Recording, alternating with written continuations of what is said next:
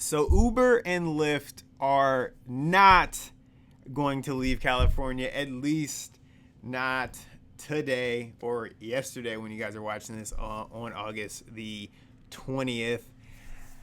What's up, guys? Brandon Sellers here with my boy Gridwise J. Hey, what's up, guys? Crazy day today. Honestly, one of the most interesting weeks from a rideshare perspective I feel like we've had. Like a roller coaster. It's like a Netflix special, dude. It really was, where all week we've been hearing about, okay, well, Uber and Lyft, they might shut down, right? And it was kind of weird. It was kind of like, well, it was kind of hard to understand everything that was going on. Just to Jay, you want to just give some quick backdrop on why Uber and Lyft might have actually shut down here? Of course, for the penultimate episode of Uber and Lyft, leaving. This is an accurate use of penultimate. So this for those, was a very accurate use of. For those of you who do watch us on a regular, I just made a great joke that related to our previous podcast. So make sure you subscribe so you get all these inside jokes like Brandon and I just laughed at. A little background on what's going on. Like, for those of us who, have been living under a rock, AB 5, Assembly Bill 5, basically reclassifies forces specifically targeting these gig companies that hire gig drivers en masse to reclassify as employees. Within like an incredibly short period of time. Now, I will say Uber and Lyft have certainly known if they had any intention to really comply by the law, and to be clear, they don't think the law applies to them, actually. So to take another step back here, AB 5, basically the kind of key thing here is AB 5 established this like three rules for testing. Key thing here is that whatever service, driving whatever has to be a core part of business, of the company's business, right? And then Uber and Lyft, they say, well, no, driving isn't a core part of our business. We're just a technology platform, which is kind of an insane thing to think about and really does not really comply with what we think is common sense, right? And that's actually what the judge that ruled, that basically ruled and said, okay, you have to comply within 10 days. That's what he said. He said, this sounds insane. Of course you're a driving company. Of course this is a core part of your business. Well, they don't believe so. And that's like what they're currently appealing, whether or not they need to apply, whether or not the rule actually applies to them. And then so they had 10 days to, as Jay said, they had 10 days to actually comply. And what happens right now is now they technically have 5 days to basically, agree that they will basically have to file papers to agree to expediting hearings in 5 days. Those hearings will take place in October, which will actually, so in Uber and Lyft and DoorDash and I think Grubhub, and Instacart, they put on the ballot Prop 22, Jay, which basically would mean app-based drivers would be exempt from AB 5. So they basically just pushed the fact that they might have to comply with these rules out beyond the time that they would actually, that the ballot is going to, that the initiative is going to be on the ballot, so that they are exempt. So they kind of got what they wanted. It literally is. It just fell into their laps. It was a delay tactic that worked out perfectly for Uber. And the delay tactic is exactly what you mentioned. Their silver bullet is Proposition 22. They're delaying AB 5 for as long as they can through the legal loopholes, right? Everyone knows it's a circus in the legal world, right? Everything gets pushed back indefinitely. And by that time, they're hoping that they can get Proposition 22 passed. So a little bit more about. Go ahead. You're 100% right. It is about pushing this out so that they can see what happens with Prop 22. It's kind of interesting. I don't know if honestly this could have played out any better for Uber and Lyft, because now every driver and really a lot of riders have felt the anxiety of like, oh shit, am I not going to be able to Dude, go yeah, to get like, around here? Am I not going to be able to drive? like I can't imagine like taking my car in for service, today, if I didn't have the option to get an Uber or a Lyft. Right. Here's why. People might say, for those of you out there who are thinking, well, why don't you just call a taxi?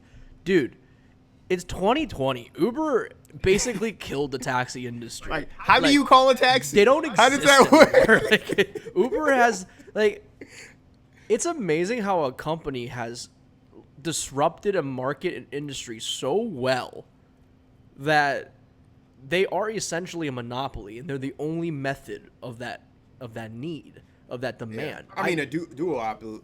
Duopoly? Yeah, duopoly. But I can't. Duopoly? Where do you call a taxi? Like they nearly don't exist anymore. They're not as ubiquitous as Uber. Yeah. And rideshare. It would. Okay, we could figure it out. We'd figure it out. You'd find a way to call someone or call a taxi. Yeah. Or like. I'm gonna have to call my taxis mom work. or dad or something like. Yeah. Hey like mom, you'd find can you pick a me up. way. A grown ass man calling his parents. Yeah. You'd find a way, but it would be so much harder. It would be a pain in the ass. So that's like, they have been able to basically instill this fear into all of California and a lot of just like the U.S. in general of, okay, this really could happen, which I think honestly could not have worked out better for them. I'm not saying it was, this is what they should have done, but in terms of kind of instilling the fear that they wanted, this was exactly what they wanted.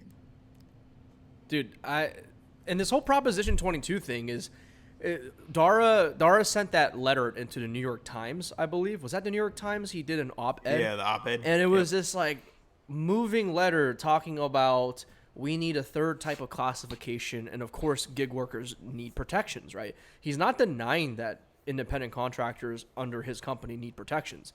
I think the coronavirus pandemic proved that to be the point. All of a sudden, the very safety net ripped from underneath you left millions of drivers without income.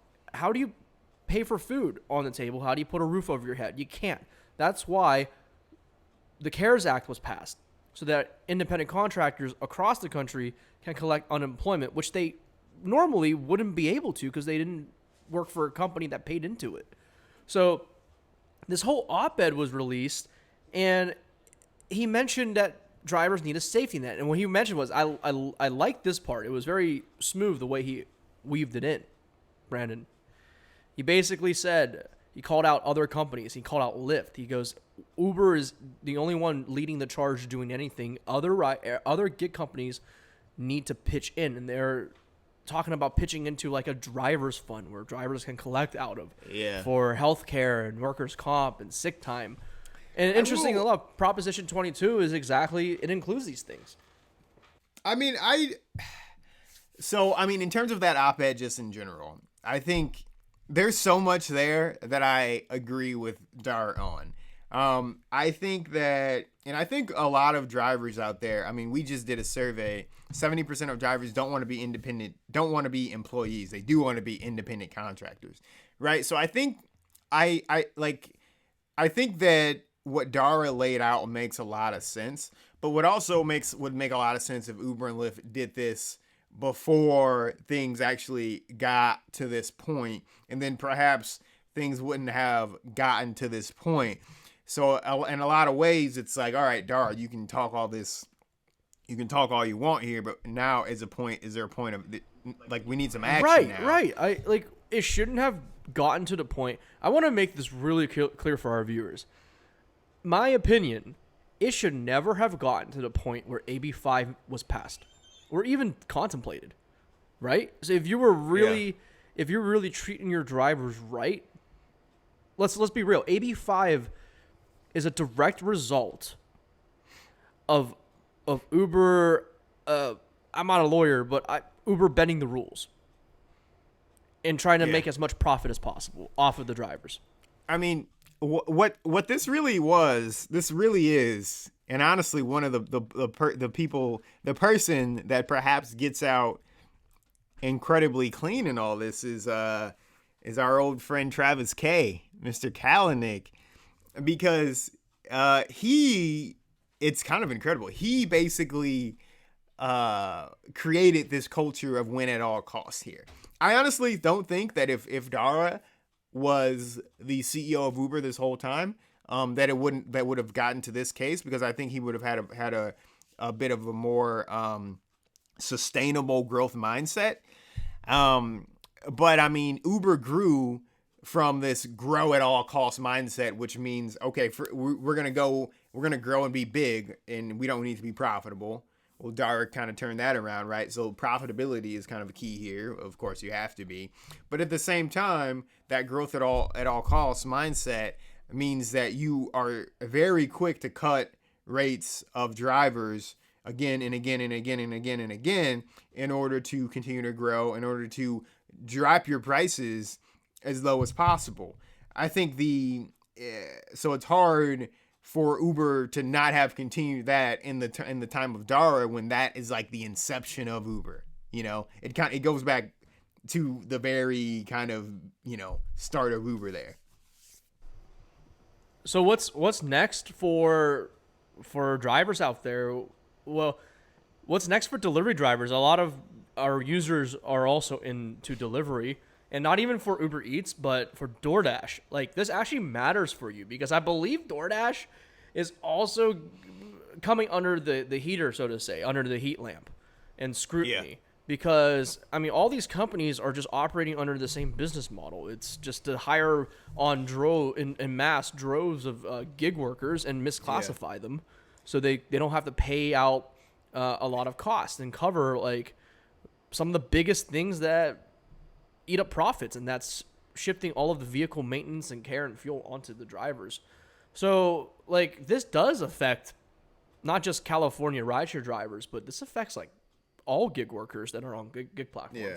I mean, it definitely affects all gig. I mean, from a delivery driver standpoint, just specifically, this was all about Uber and Lyft, because the lawsuit brought by California to force Uber and Lyft to classify drivers as employees was specifically brought upon Uber and Lyft. I don't really understand, and this is from your point earlier about, well, Dara kind of calling out a lot of other companies. I think that's actually very true, because with a lot of things in the gig economy, for whatever reason, Lyft sometimes gets a pass, and you're always hearing people are crushing Uber. DoorDash, Instacart, Shipt, Postmates, Grubhub, all of those folks are doing the exact same thing as Uber, except probably slightly worse, because pay for delivery drivers has always been slightly worse. But so, like, they haven't done anything either. He's 100% correct on that. Like, Uber has certainly done more. You don't hear anything about DoorDash here. Not a fucking peep out of them. Yeah, no, around these things. Nor Lyft, really, for that matter. Nor 100%. Lyft is always, we talk about this, like, Lyft always kind of just slides behind Uber and just kind of tags along there. Let the elephant in the room address itself is what their strategy. Yeah. But I mean, but to your point, delivery drivers, there is a lawsuit against DoorDash to force them to, enforce this law. That's just kind of a little bit behind Uber, which is why that one hasn't been like the hot button issue yet. I think they're going to be able to kind of see if Prop 22 passes. If Prop 22 passes, then they don't have to comply. Otherwise, they're going to have to basically plead their case that, it's outside of our normal course of business, just like Uber and Lyft are going to have to plead their case, it's outside of our normal course of business, if they want to, continue to have independent contractors. Right. And I'm also curious to see what happened to all of those vultures that were circling around California. I'm talking about the other smaller rideshare companies and delivery companies.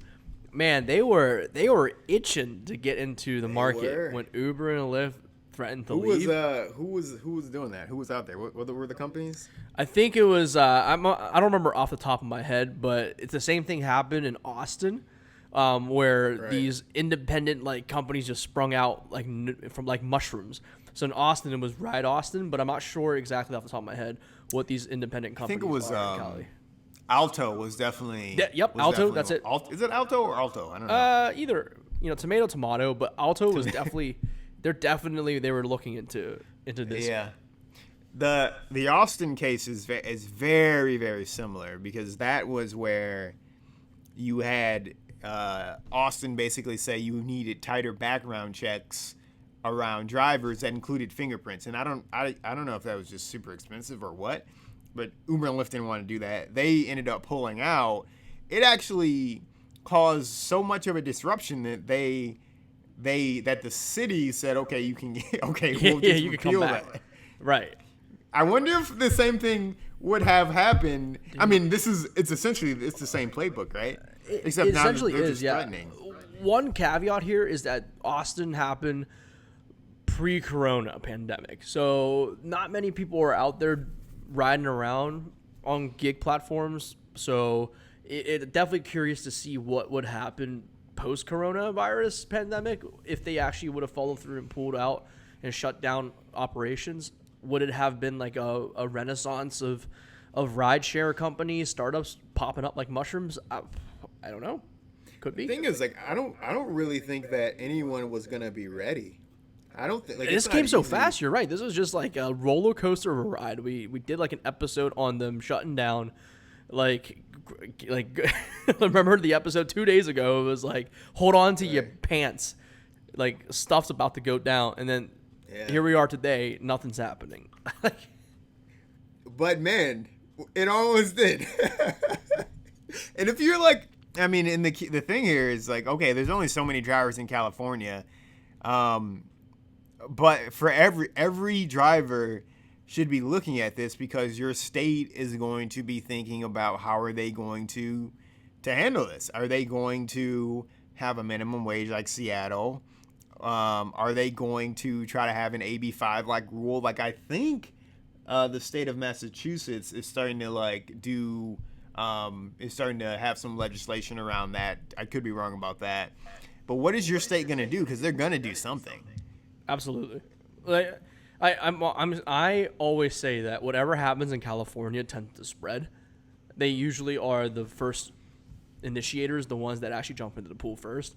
And then other states look to California and say, oh, well, it wasn't the end of the world. Maybe we should try something different.